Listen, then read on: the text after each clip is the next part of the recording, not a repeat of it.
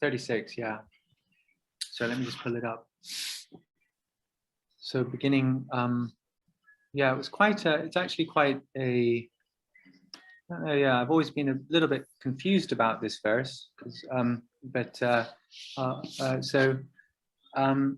sarvāntaryāmitāṁ dṛṣṭvā hareḥ sambandhato khile apṛthag-bhāva-tad-dṛṣṭiḥ prapattir jñāna-bhaktitaḥ. I read it one more time. Sarvāntaryāmitāṁ dṛṣṭvā hareḥ sambandhato khile apṛthag-bhāva-tad-dṛṣṭiḥ prapattir jñāna-bhaktitaḥ. Some consider śaraṇāgati to be, and I'm reading from the, the English edition. Some consider śaraṇāgati to be that God consciousness, which is realization of the one non-differentiated nature in all beings and objects by seeing the Supreme Lord as the indwelling Supersoul of everything. However, such a conception falls within the category of calculative devotion, jñāna-bhakti. It is not in the line of unadulterated pure devotion, śuddha-bhakti.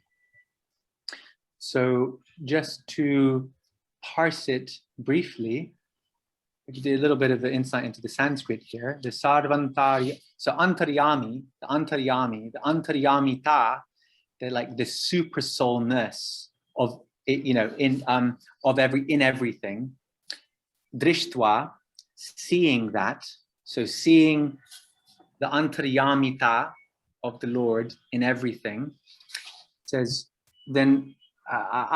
So this sambandhato means sambandhataḥ, yeah, before sandhi, and then this means like because of the sambandha. Yeah, everyone, that word should be fairly familiar. Sambandha, the relationship of Hari, so hareḥ, of Hari, khile, with everything, yeah. So because of the Lord's relationship with everything, which comes from, you can take it like that, either because of or which comes from the Lord's relationship with everything, that vision, dṛṣṭiḥ, of, and I'm taking tad here, so tad, I'm taking as tasya, that vision of the Lord, that vision of the Lord, which has apṛthag, who's, sorry, I got a bit confused with this part. Sorry, is this getting too detailed or is this okay? Oh, no, it's beautiful. Okay. Okay. Apṛthag-bhāva-tad-dṛṣṭiḥ. So that vision, so this is the dṛṣṭiḥ, yeah, of the Lord, whose nature is apṛthag-bhāva, whose bhava, nature, is apṛthag, non-dual. Yeah? Okay? Prapattir, you see, that vision is prapatti, that arises from jñāna-bhakti. Jñāna-bhaktitaḥ. Bhakti-taḥ means from jñāna-bhakti. So devotion in the, modified by jnana, in the mode of knowledge. This vision essentially is prapatti, which comes from jñāna-bhakti. So the way I used to read this was that this is not prapatti. But actually I realized this is prapatti, but this is a kind of lower level prapatti. This is prapatti in that is shaped by jnana, that it comes from jñāna-bhakti. Wait, Lalita Madhava, can we just backtrack a little? So basically you're saying that this translation is confusing because the translation is implying that it's a separate thing. Yeah, exactly. So it's added, it is not in the line of unadulterated pure devotion. And it says that also in the, let me hold on, where's the Bangla? In the Bangla, it's kintu iha jñāna-bhaktir antargata artat śuddha-bhakti paranohe. That means, but this is contained antargata within jñāna-bhakti. That is, it is not śuddha-bhakti, related to śuddha-bhakti. So it does say that in the Bangla. It's also made me think again about who did this translation. And I mean, we know, I think it was Nrsingha, is it Nrsinghananda Brahmachari? Nrsingha Brahmachari. Maharaj. Or in English. Oh, no, the Bangla translation, from which the English translation is based on the Bangla. Yeah, I'm not saying it's wrong or not, but it's like it's based on the Bangla, and it just did make me think, you know, because actually, I find the Sanskrit kind of interesting.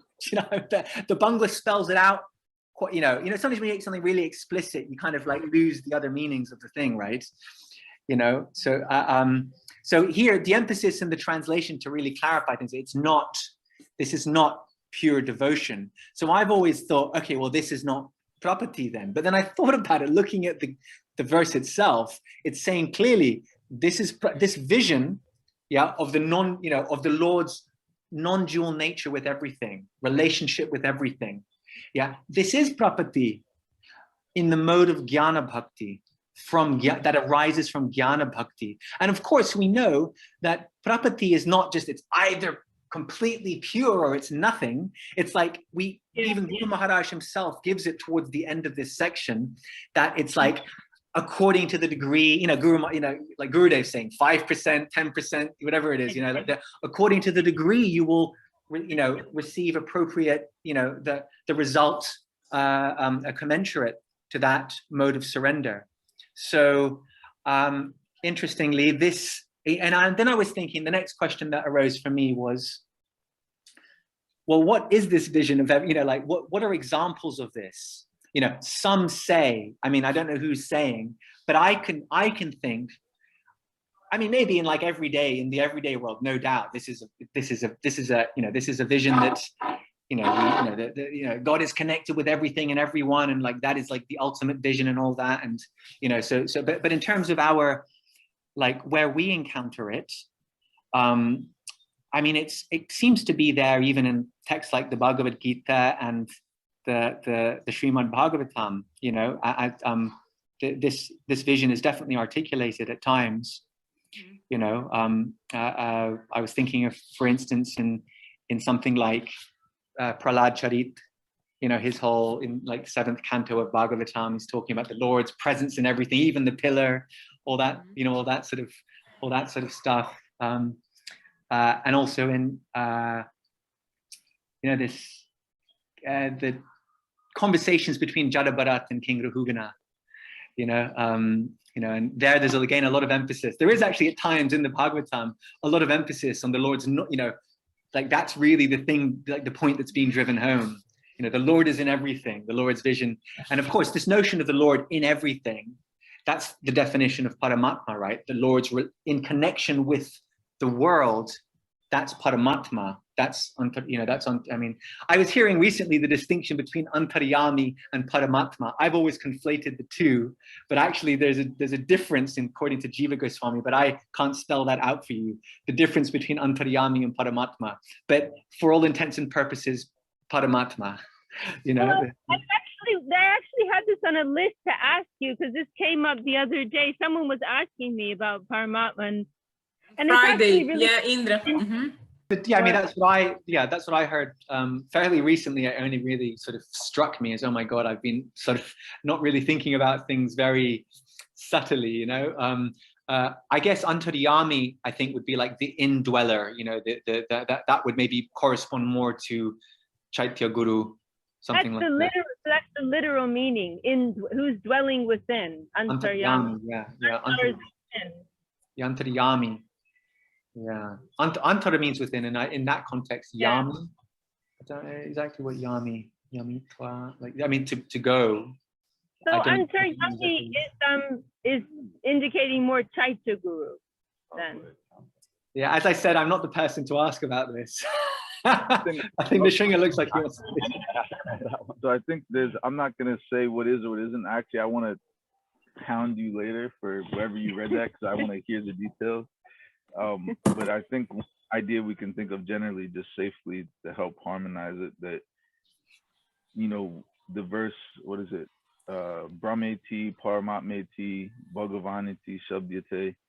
So there's Bhagavatam saying there's one singular absolute truth that can be understood at different levels of realization. That's one way we can say that. So related to this verse, I think one way we can understand it, Guru Maharaj is saying that surrender is by degrees, and a level of surrender may be where someone sees the presence of Krishna everywhere in this world, which would be like, if we were just using that Bhagavatam verse as a general metric of realization of the absolute, that would be Paramatma, like the middle stage. So there's a level of surrender that is like leads one to the middle stage of realization, that the Supreme Lord is present everywhere in this world. And so Guru Maharaj is saying, but that's not the final degree of surrender. So apparently it sounds like he's saying some consider. So I would think it's very confusing. That's relating, maybe there's a group, or maybe that was a thing that was being like, you know, it was an idea that was prevalent. Yeah, or something like that. But Prabhu's saying that the translation's actually just kind of wrong. Well, no, I'm not saying it's wrong. I think it's added because, I mean, there's no some consider here anywhere in the Sanskrit. Because the way that it's phrased, I mean, I've always been really confused by this. And the way that it's phrased is like Nrsingha saying, like, there was this big idea that this is what surrender is. Even if it wasn't a group or something, even if there's some consider cut out, Guru Maharaj is still saying surrender at the realization of Paramatma is not the full notion. The full thing, yeah. There's surrender that harmonizes or leads one to Bhagavan realization. And one of the distinctions I've heard some while back, that Paramatma is realizing God's presence or Krishna's presence in this, you know, what we say, the material creation. But there is a whole role. It's almost like work. It's like when Krishna goes to work, he's God of the universe.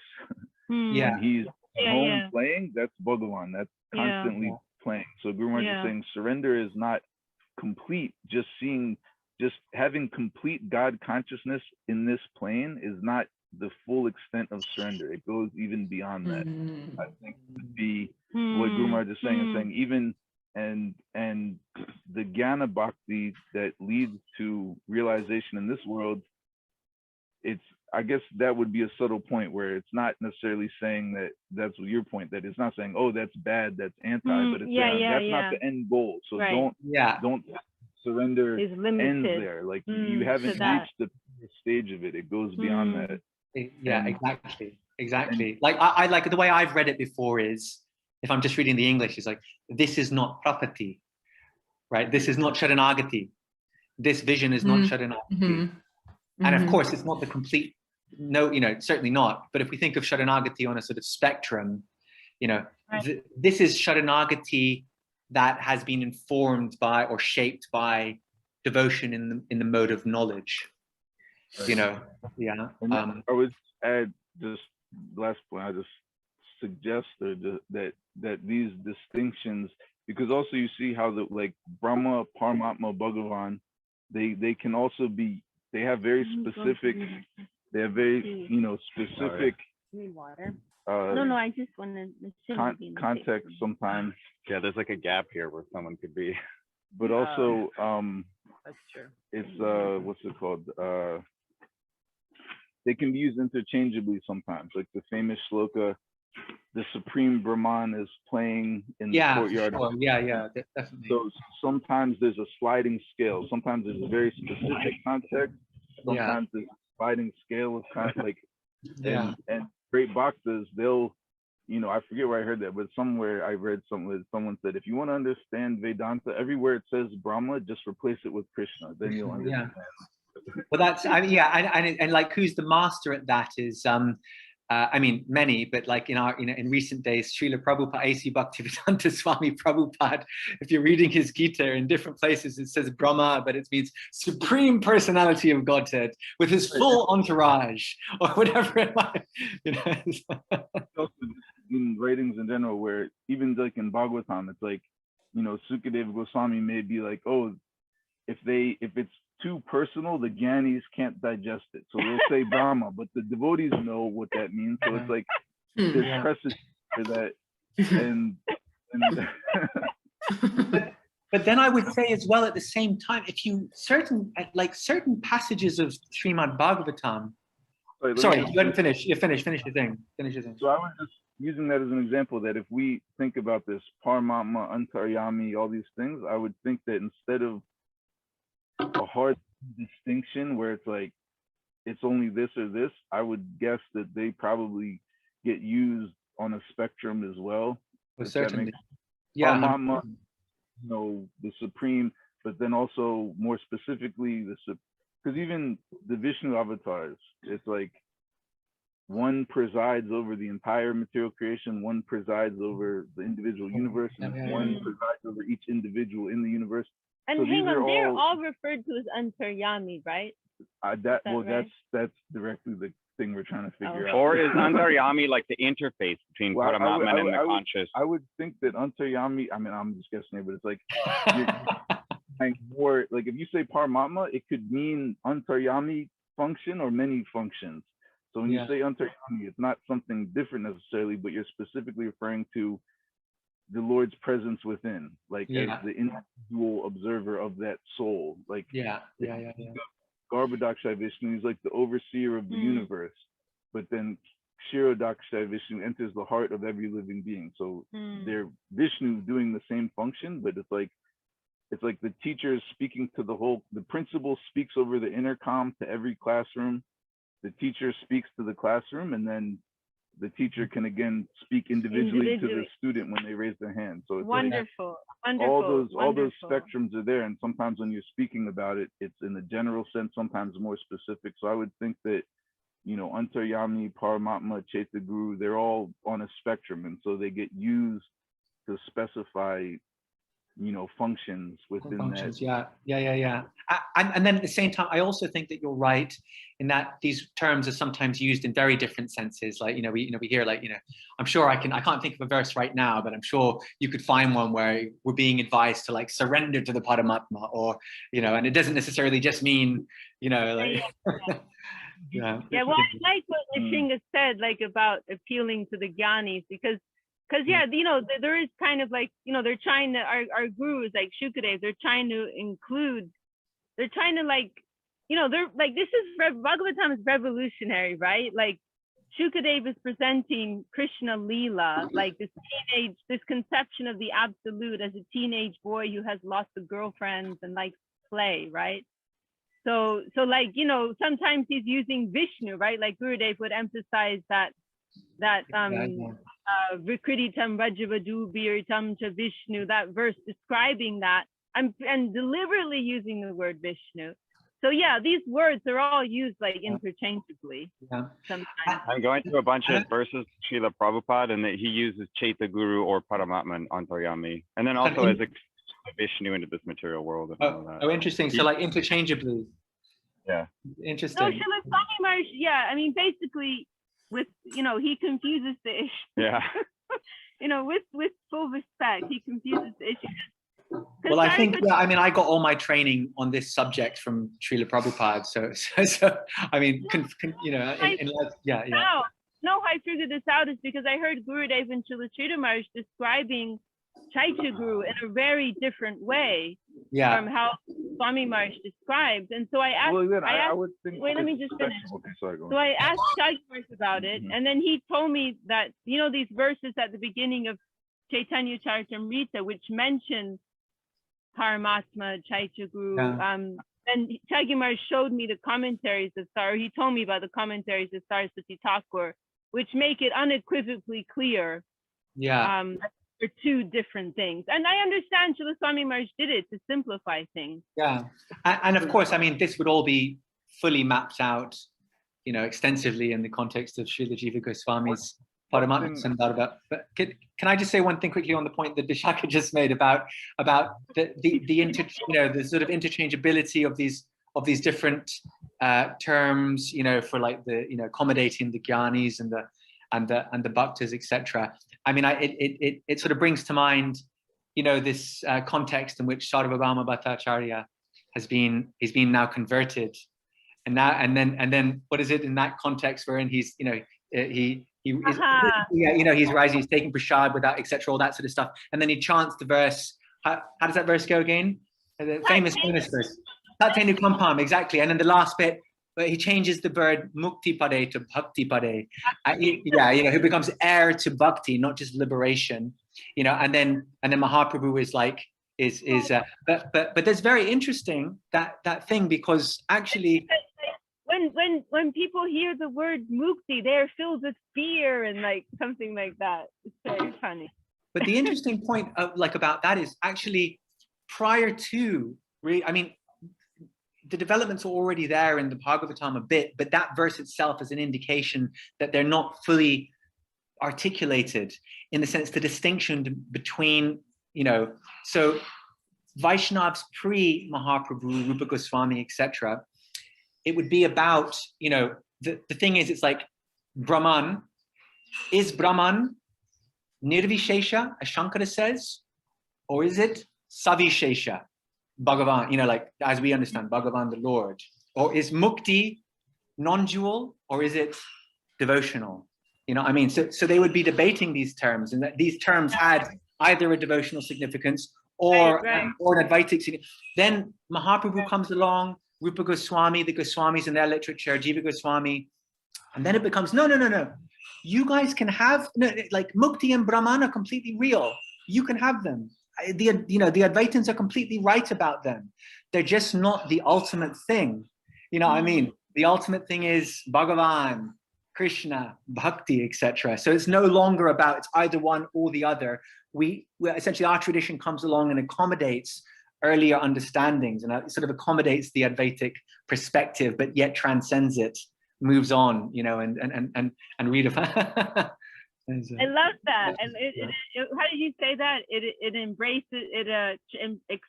What did you say? Say it again. I don't know what I said. Transcends and accommodate. I don't know. Yeah. Accommodates it and it transcends it. Yeah. But you didn't say accommodate. Use another word. But that idea, I really like. I'm gonna listen. This is like an amazing discussion. I'm gonna go back and listen to it again. One thing I wanted to add that I remember hearing on a tape. Some devotee was asking Guru Maharaj. He said, "Who is the Chaitya Guru?" He said, "Is it your guru? Is it Krishna? Is it?" And then Guru Maharaj gave a very interesting answer, and he said, "I'm not. I don't remember it clearly, so this is like from my memory." But he said it changes according to the person's realization. So he says even after, you can say liberation, or someone is, if we say Chaitya Guru is Paramatma, we know that that is a function that only of Krishna, that only relates to this material creation. So Guru Maharaj said, in Krishna Lila, devotee still has Chaitya Guru. They still have internal guide. He said, we don't say that's Paramatma. This is in the Bhagavan section of Krishna's pastimes, but still the function of Chaitya Guru continues. Yeah. So I think he says something like, it's like in that level, it's like Ishta Devata, whatever the devotees, and I'm memory, so that's all hazy. I'm not clear about that. But my point is that, like Guru Maharaj says, if someone is not in connection with spiritual inspiration, they're just wandering in the world, then some intuition, sukriti, whatever we say, inclines them to seek something or appreciate spiritual something. Guru Maharaj say this is also Chaitya Guru guiding you. So it's like, what? Some inspiration in the world. No, Guru Maharaj saying, I'm saying if someone is in the world and they get spiritual inspiration, or seek it out, right. That's Chaitya Guru. This is Chaitya Guru guiding you spiritually. Yeah. So it's like, I'm just proposing the notion that the function of Chaitya Guru spans from the lowest to the highest, and it continues in the highest. And the Chaitya Guru term means that inner inspiration that's guiding you. But where that inspiration is coming from may change according to a person's level. Like if we say that, is it Paramatma in the heart of a person wandering in the world that tells them like, hey, maybe go check that out? Yeah, but Paramatma, see, Gurudev, I mean, I agree with everything you've said, although I don't know if it's necessarily only by level, but also circumstance, like who you're you know, like I remember Srila Sridhar Maharaj giving some example, like somebody trying to understand a verse of Bhagavad Gita, then they can pray to Krishna. Krishna may inspire them as the Chaitya Guru within the heart. But that's exactly, and then another thing is I've heard Gurudev be super clear that Paramatma is not active. Paramatma is just a witness. He's very passive. Yeah, Guru Maharaj said Paramatma, and this is, I don't remember using Paramatma, but speaking about that Paramatma in the heart, he says his role is passive observer, and he gives subtle suggestion. So he's not attached. He doesn't force a person. I've heard it's on the video. I can find it. Guru Maharaj said the suggestion is subtle, like intuition or You've heard him say that about Paramatma? Yeah, he said, or he really? said, someone's asking about Chaitya Guru, and he said, what you call Chaitya Guru may also be called conscience. Yeah, I heard him say that. And he said, I heard him say our own inner spiritual conscience. He said the suggestion is very passive, so he doesn't force anyone. So he said that signal is not strong. It's always mixed through mental, samskar, attachment. So you can't directly be like, oh, the God in my heart talking to me. He said that's not a clear transmission. That suggestion is very passive, and it gets mixed through your mental system. So he said, but something gets through, and gradually a person comes to Mahanta Guru that clarifies that, something like that. He gave that, idea. So but the larger point I just was trying to make really is that many things are on a spectrum, and you have connotation and denotation. So they're actually not at war with each other. There's a reason why things are spoken of generally that's useful, and there's a reason why things are brought to specific detail, which is also very useful. So it's like, instead of seeing like the specific detail as in conflict with the general thing, like if we say mukti pade or bhakti pade, it's like, really, they're not conflicting truths. Yeah, it depends on the connotation. The principle itself has no conflict within it. Yeah. How it's being received or understood at different levels can branch different places. But that I think that's a really important point. Yeah, and avoids all sorts of like the battles that people get into based on sort of like, sort of rigid and literalist readings of things at times. The debates that really sometimes are much ado about nothing. And I think sometimes like I like the idea of like a microscope, where it's like a microscope is a powerful tool, but it zooms in and out. Both of those zoom in and out are the microscope's valuable because of that. You see what I'm saying? So it's like Siddhanta, there's a microscope. You can zoom out and get an impression, which is valuable and informative. You can zoom in and get an impression, which is valuable and informative. When you're zooming in and out on the same principle, that's when Guru Maharaj talks about like harmonizing, or why it's so great when great Vaishnavas come and many conflicts are existing, and then someone will explain the principles from start to finish, and everyone's like perfect. Can I on that note, can I zoom in or zoom out? I don't know which way. Maybe zoom in. It reminds me of just based on the things that we've been talking about. Then the Chaitanya Charitamrita. Drawing on the Bhagavatam, this Naivopayantya Pachitam Kavayastavesha, and then Acharya Chaitya Vapusha Swagatim Vyanakti, transcendental poets and experts in spiritual science could not fully express their indebtedness to you, blah, blah, blah, blah. You assume two forms, you appear in two forms, yeah? It says Chaitya and Vapusha, Acharya, Chaitya, Vapusha.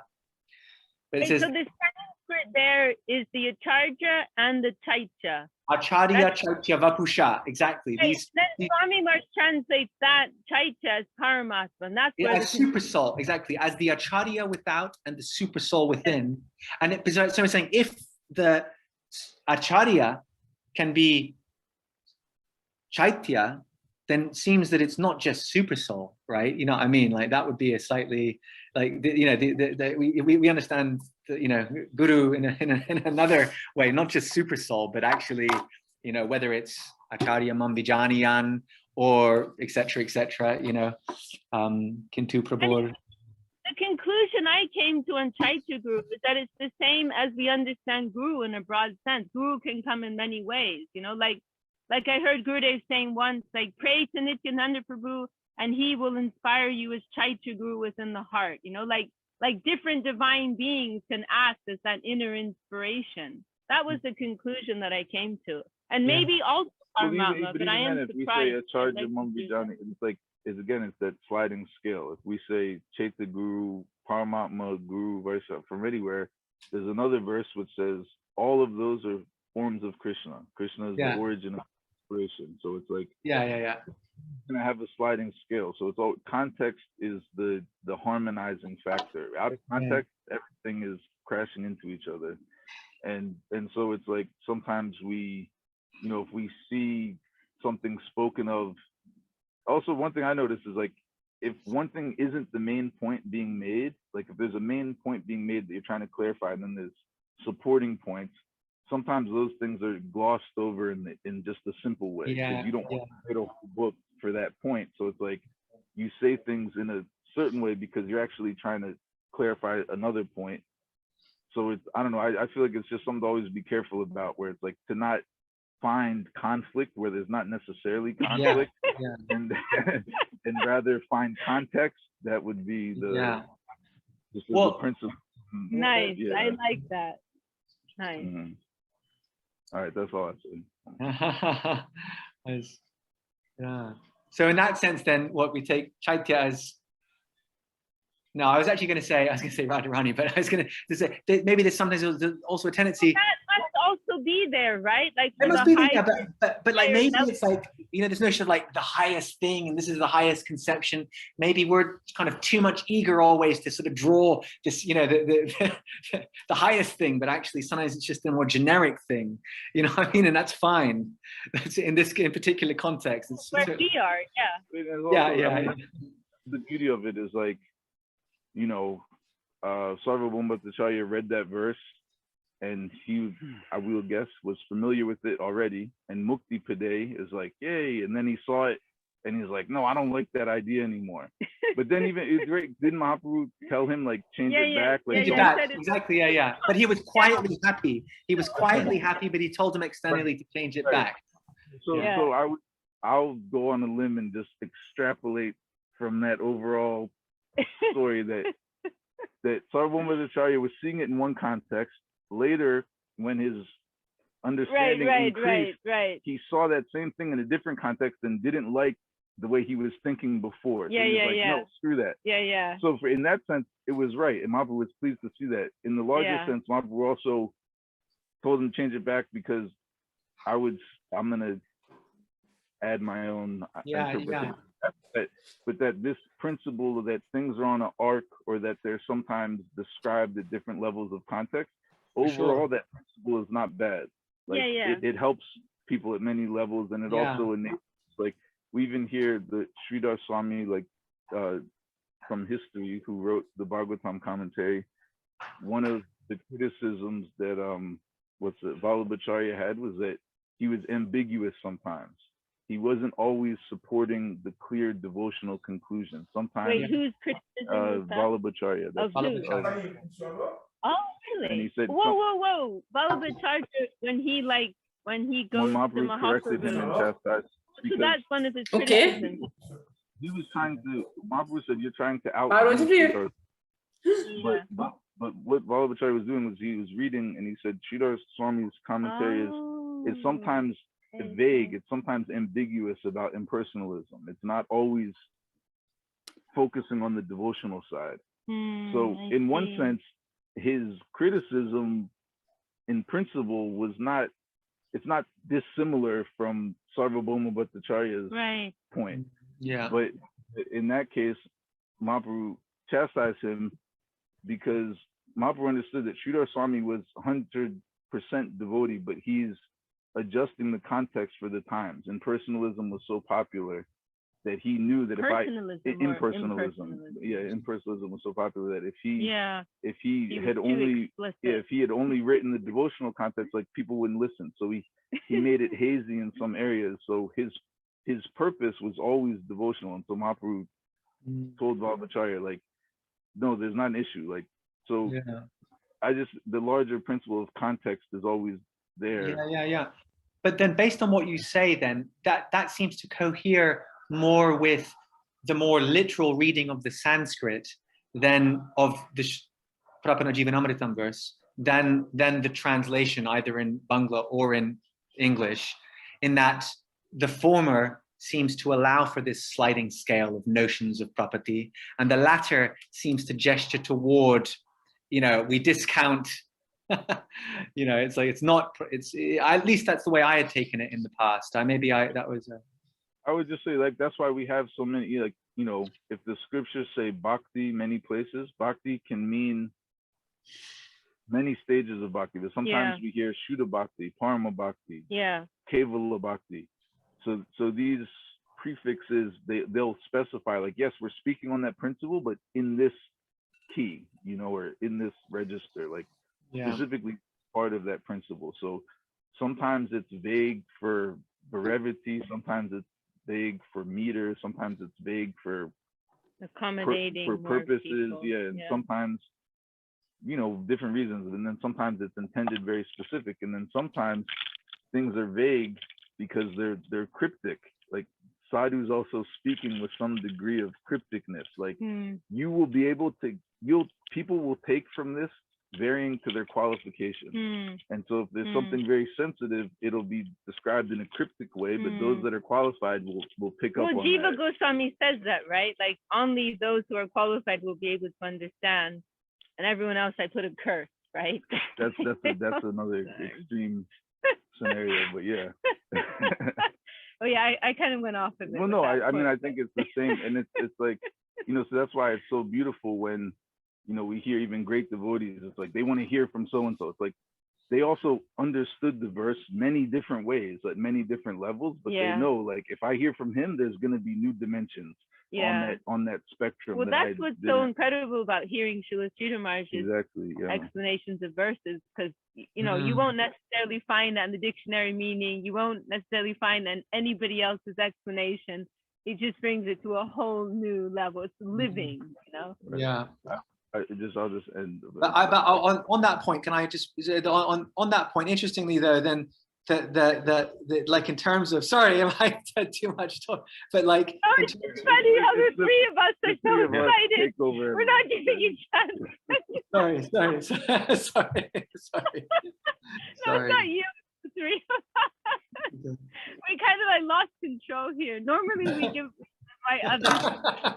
So, but this just on this quick point. But interestingly, on that point, then we know, like, Guru Maharaj gives all these, like, elaborate and kind of ever new light, showing one thing in ever new ways and explain all that. But then sometimes when we're reading Guru Maharaj, rather than trying to imitate that, it's best to, like, stick to the literal meaning, and you get more light just doing that, than trying to, like, sort of recapitulate, the Guru Maharaj, just sometimes just sticking to the literal thing, you get very interesting insights. You know what I mean? Like, because he's very precise in how he articulates things. We're all, like, I think a lot of Chaitanya Saraswat devotees were a bit precocious. Like we've been given this highest thing when there's a bit of arrogance about it, but it would be good for us to, like, go to the basics too sometimes. Yeah. I was just there's that expression, a word to the wise, which I heard my whole life but never actually knew what it meant. And then Sri Lekha told me one day, she was like, oh, it means if someone's wise, you don't need to explain things very much to them. Like, with one or two words, they'll grasp it. I was like, oh yeah, that makes sense.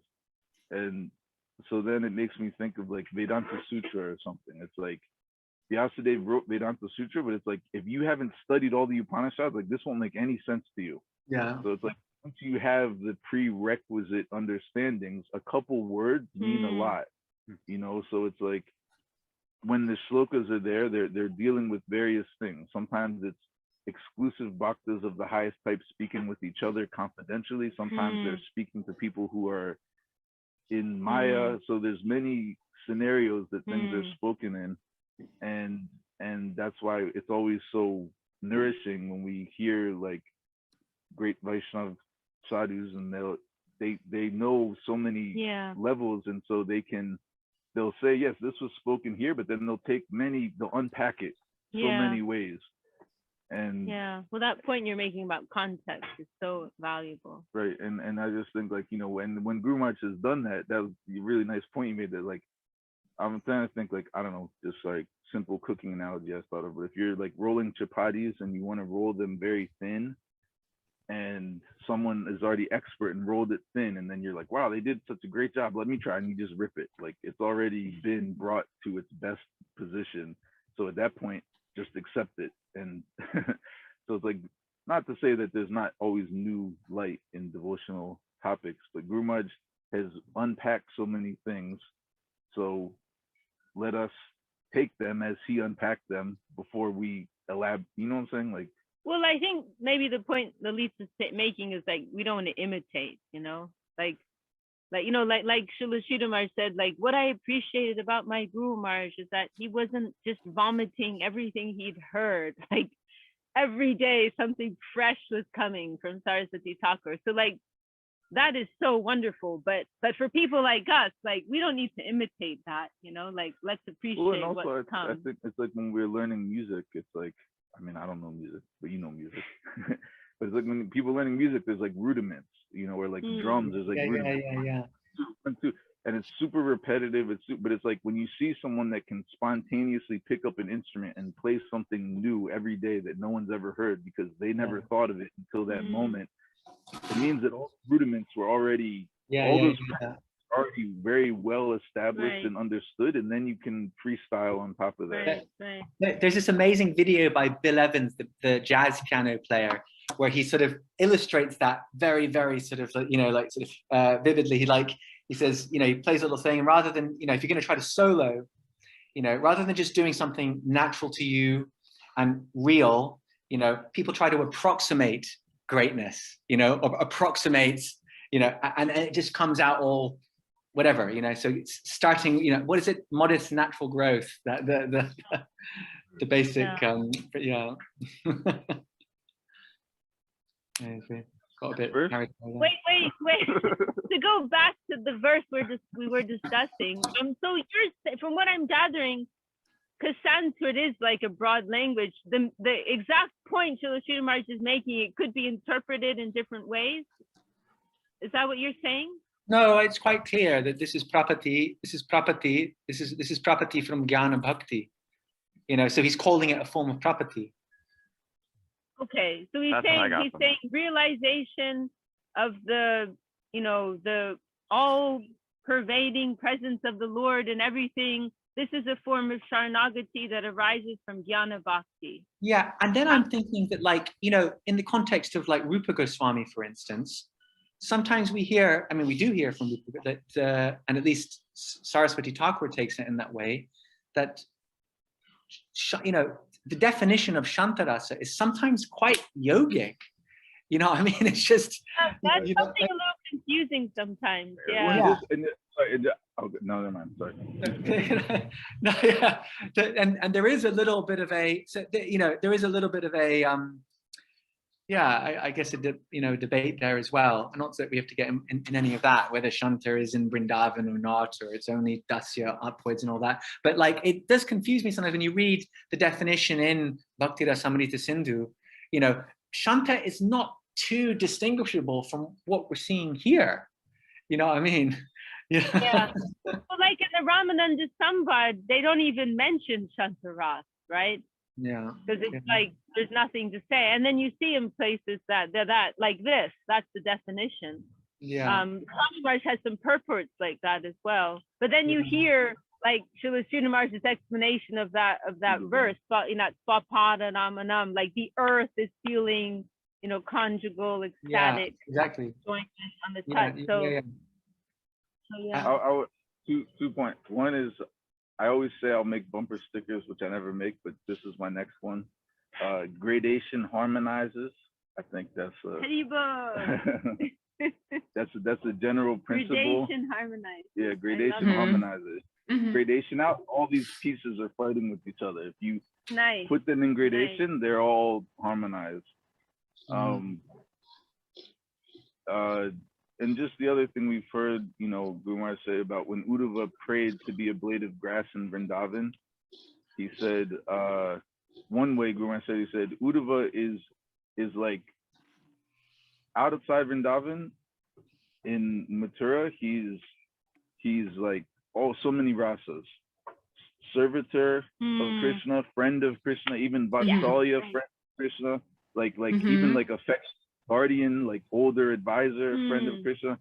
And he said, but he's tasting all these rasas in Mathura. And when he went to Vrindavan, and as I've heard it told, I can't remember specifically, but Guru Maharaj said, I remember him saying that. Shanta Ras in Vrindavan is higher. That Shanta Ras he prayed to be a blade of grass in Vrindavan. So he said the Ras in Vrindavan is higher than all these other. So again, it's gradation. So if we say, is there a Shanta Ras or a common reference of Shanta Ras that is quasi-impersonal or whatever? Sure, that is in the Shanta Ras spectrum. That is a level. But is that all to be said about Shanta Ras? Maybe not. Of course, of course, definitely. But I'm saying, like, in the most generic definition of śuddha-bhakti, we hear Shantarasa, and it sounds a little bit like this. Anyways, I don't know what I'm talking about. Prabhu, I'm sorry. I actually have to go now because I got a meeting. I'm really sorry to have to leave you. Shall I leave? We're almost at the end anyway, so you're in time. Okay, yeah. Nice to leave on time. No. So I won't do this again. They scheduled a meeting for like right at 7:30, so I got to get set up. Really awesome you joined us today. This has just been a wonderful discussion. Thank you so much for having me. Nice. Right. So I'm sorry that we didn't really create space to talk about anything. Anyways, we have to learn from that one. Yeah. Okay, Dandavad. Bye. Maybe just to illustrate something that the least for like Amrita, poor Amrita.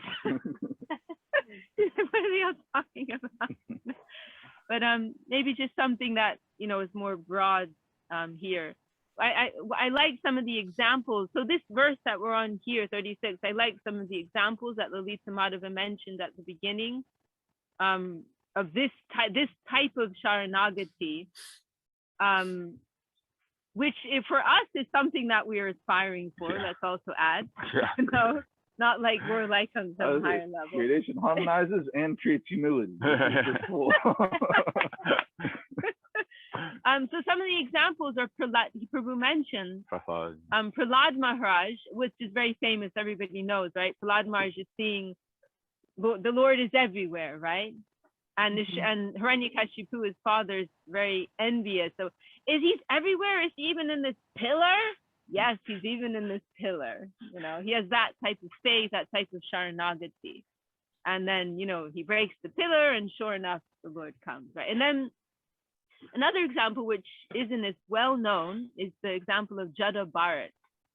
And Jada Bharat, he has a whole history, which I don't know if we'll go into right now, but basically he had this very deep vision that the Lord is present behind everything. And there was one occasion where he was kidnapped by these Kali Bhaktas, Kali, Durga Devi, very fierce deity, goddess. And they were ready to sacrifice him, because we hear of goat sacrifices, right? Like some animal sacrifice, but there's also human sacrifice, and I suppose they think this is like a really high level sacrifice. We've got a human. This is a real prize to offer to our beloved goddess.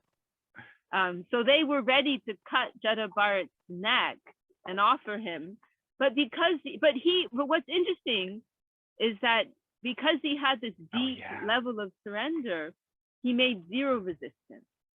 He saw and he felt in a very clear way, strong way. The Lord is present behind everything. And God is good, right? His will is behind everything, and his will is ultimately good. So even if someone's coming to slice my neck, why should I resist that? This is my karma. This is the Lord's will in some way. So he did not resist at all. And then what happened is the deity of Kali that they brought him to, where she could recognize, oh, this is a devotee of Vishnu. And so she became animated and she killed those men instead, and she protected.